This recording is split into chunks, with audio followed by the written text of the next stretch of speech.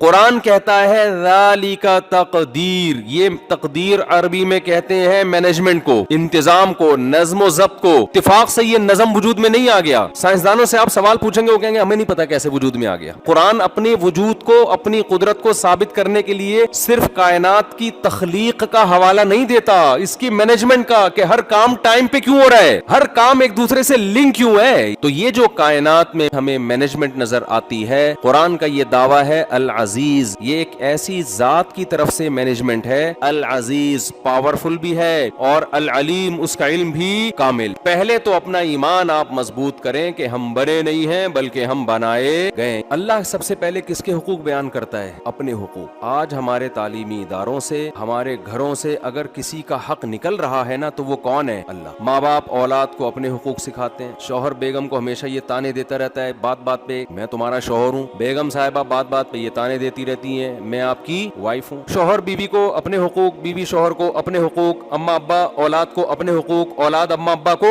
اپنے حقوق۔ ابا آپ میرے ابا نہیں۔ رشتہ دار ایک دوسرے کو تانے دیتے ہیں کہ ہم رشتہ دار ہیں، کیا ہمارے کوئی حق نہیں ہے؟ اور ریاست اپنے حقوق بیان کرتی ہے، حکومتیں اپنے حقوق، کہ عوام کو بھئی اس قانون کی پابندی کرو، ٹیکس دو ٹائم پہ، ہمارے حقوق ہیں، ہمارے حقوق دو۔ تو ہر ایک کے حقوق ہیں۔ ہماری ڈکشنری سے سب سے زیادہ اگر کسی کا حق بھلایا گیا ہے تو وہ کون ہے؟ اللہ۔ کوئی آپ نے تنظیم دیکھی جو اللہ کے حقوق پر آواز اٹھاتی ہو؟ کوئی رجسٹرڈ تنظیم ہو جو اللہ کے حق کو زندہ کرنے کی کوشش کر رہی ہے؟ یہ تو مولویوں کا کام سمجھا جانے لگا ہے کہ مولانا لوگ آئیں گے، اللہ کچھ سکھا کے چلے جائیں گے، یا تبلیغی جماعت والے آئیں گے، یا کچھ بزرگان دین آئیں گے۔ تو بھائی یہ مولوی لوگ یا تبلیغی حضرات یا مدرسے والے یا خانقاہ والے اللہ کے حقوق بیان کرتے، اگر صرف اللہ ان کو کھلا رہا ہوتا، تربوزہ اللہ نے ان کے لیے پیدا کیا ہوتا، آم ناشپاتی اللہ نے ان کے لیے پیدا کیے ہوتے، اللہ نے اولاد کی نعمت صرف ان کو دی ہوتی، اور اللہ آسمان سے بارشیں صرف مولویوں کے لیے برساتا، صرف تبلیغ میں رائے ونڈ میں بارش ہوتی، باقی کہیں بھی دنیا میں بارش نہیں ہوتی، اور زمین سے جو مختلف قسم کی نباتات پیدا ہو رہی ہیں یہ صرف مولویوں کے لیے ہوتی، اور جو گوشت مچھلی اور انڈے منڈے جو ہم کھائے جا رہے ہیں پتہ نہیں کتنی قسم کی نعمتیں جو انسان کھا رہا ہے۔ قرآن کے الفاظ دیکھو، وَلَقَدْ كَرَّمْنَا بَنِي آدَمَ وَحَمَلْنَاهُمْ فِي الْبَرِّ وَالْبَحْرِ وَرَزَقْنَاهُمْ مِنَ الطَّيِّبَاتِ وَفَضَّلْنَاهُمْ عَلَى كَثِيرٍ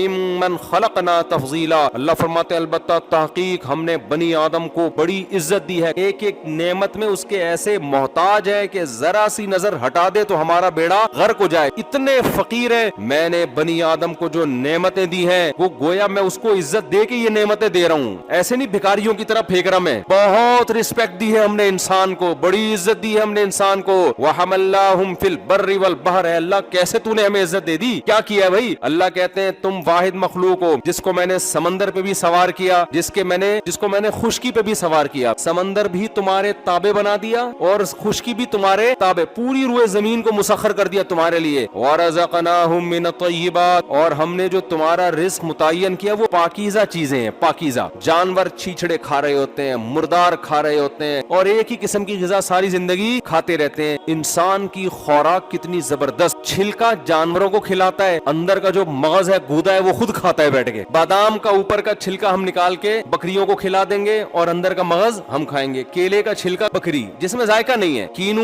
کے چھلکا اتار کے ہم بکریوں کو کھلائیں گے اور اندر کا جو رس بھرا وہ ہم کھائیں گے۔ اللہ کہتے ہیں میں نے اس کو بڑی عزت دی، طیبات پاکیزہ چیزیں، پھر ویرائٹیز کتنی دی ہیں، من الطیبات کا مطلب بہت ساری قسموں کی روزی دی ہم نے اس کو۔ چائنیز کھانے الگ ہیں، جیپنیز الگ ہیں، امریکن الگ ہیں، انڈین الگ ہیں، ترکی الگ ہیں، ہر ایک کا اپنا ٹیسٹ۔ پھر گوشت کی کتنی قسمیں، پھر ان قسموں کو انسان پکاتا، کباب الگ، کوفتے کا ذائقہ الگ، چبلی کباب الگ، کباب کی 20 قسمیں، پھر 20 قسم میں پھر وہ سیلڈ اور رائتا بنا کے، اور مختلف قسم کے رائتے، پھر میٹھے کی 20 قسمیں، لڈو الگ۔ اللہ فرماتے ہیں قدر فیہا اقواتہا، قرآن کہتا ہے ہم نے جب زمین بنائی، انسان ابھی دنیا میں آیا ہی نہیں ہے، قدرہ ہم نے مینجمنٹ کر لی، زمین میں اتنے وسائل پیدا کر دیے کہ اس میں انسان جتنے بھی قیامت تک انسان آئیں گے نا ان کی زندگی گزارنے کی بنیادی ضرورتیں ہم نے ساری پیدا نہیں کی ہیں، مقدر کر دی، یعنی مینج کر دیا اس کو۔ مینج کسے کہتے ہیں؟ جو جس چیز کی ضرورت ہوگی وہ چیز ملے گی آپ کو، ہو سکتا ہے نظر نہ آ رہی ہو۔ تو باپ یہ کہتا ہے میری تنخواہ اتنے 1000 روپے ہے، اس میں 2 بچے نہیں پال سکتا، تیسرا کیسے پیدا کروں گا؟ اللہ کہ پیدا تو پہلے کرے گا، پیسے میں بعد میں دوں گا تجھے۔ بنی آدم کو عزت دی تو اللہ میاں نے سب کچھ کس نے کیا ہے؟ اللہ نے کیا ہے۔ تو اللہ کہتا ہے جب ماں باپ کی نعمت میں نے دی، انسانوں کو میں نے بنایا، سوچنے کے لیے دماغ جس سے تم سائنسی ایجادات کر رہے ہو، یہ کھوپڑی میں نے دی تمہیں۔ کافر کے بارے میں آپ یہ کیوں کہتے ہو کہ وہ جہنم میں جائے گا؟ اس نے تو اتنی سائنسی چیزیں چیزیں ایجاد کر لی, پنکھا ایجاد کیا اس نے, ایئر کنڈیشن ایجاد کیا اس نے, گاڑیاں سائنسدانوں نے ایجاد کی ہیں, جہاز سائنسدانوں نے ایجاد کیا. آپ تبلیغ کے لیے بھی جاتے ہو تو یہودیوں کے ہوائی جہاز میں بیٹھ کے جاتے ہو, صبح شام انہی یہودیوں کو آپ برا بھلا کہہ رہے ہوتے ہو. تو یہ لاجک کی بات ہے, یہ اللاجیکل ہے. ہمیں سائنسدانوں سے بڑی محبت ہے کیونکہ انہوں نے ہمارے لیے اتنی ساری چیزوں کو ایجاد کیا. سوال پیدا ہوتا ہے کہ سائنسدانوں کو اس سے محبت کیوں نہیں ہے جس نے ان کو ایجاد کیا؟ اللہ پوچھے گا تو نے اس کا حق جاننے کی کوشش کیوں نہیں کی کہ وہ مجھ سے کیا چاہتا ہے, وہ کن چیزوں سے خوش ہوتا ہے, کن چیزوں سے ناراض ہوتا ہے, اس کے حقوق تو نے پورے کیوں نہیں کیے؟